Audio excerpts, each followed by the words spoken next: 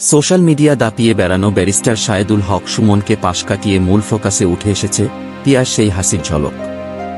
সেই হাসির ঝলক এখন সামাজিক মাধ্যমের আলোচিত বিষয়। এর আগে পিয়া নানা রকম ফটোশুট করে আলোচনায় এসেছিলেন। ট্রলিংয়ের শিকার হলেও তিনি তার আত্মবিশ্বাস হারাননি। এবারও তেমনটাই দেখা গেছে। সবকিছু ছাপিয়ে তিনি কথা বলেছেন ব্যারিস্টার সুমনকে নিয়ে।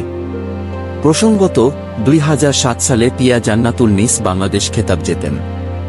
2008 সাল থেকে র্যাম্প মডেলিংয়ে তার কর্মজীবন শুরু। এরপর 2011 সালে দক্ষিণ কোরিয়ায় আয়োজিত ওয়ার্ল্ড মিস ইউনিভার্সিটি শিরোপা অর্জন করেন। 2012 সালে চোরাবালি চলচ্চিত্রে অভিনয়ের মধ্য দিয়ে চলচ্চিত্র জগতে পদার্পণ করেন পিয়া। পিয়া জান্নাতুল বলেন, বর্তমানে ব্যারিস্টার সুমনের সঙ্গে কাজ করছি। কাজ করতে গিয়ে দেখেছি তার মধ্যে অনেক গুণ রয়েছে। সবথেকে বড় গুণ হচ্ছে তার টাকার প্রতি বিন্দু পরিমাণ লোভ নেই।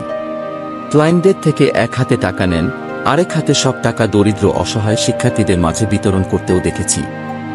পিয়া জান্নাতুলের কাছে ব্যারিস্টার সুমন একজন চমৎকার মানুষ। এর আগে গণমাধ্যমে দেয়া এক প্রতিক্রিয়ায় অভিনেত্রী বলেন, আমি এটিকে অ্যাপ্রিশিয়েট করছি, তবে আমি স্রোতে গা ভাসিয়ে দিচ্ছি না। কারণ আমি জানি যারা 2 সেকেন্ডে ওঠাতে পারে তারা জাস্ট 1 সেকেন্ডে নামিয়েও ফেলতে পারে।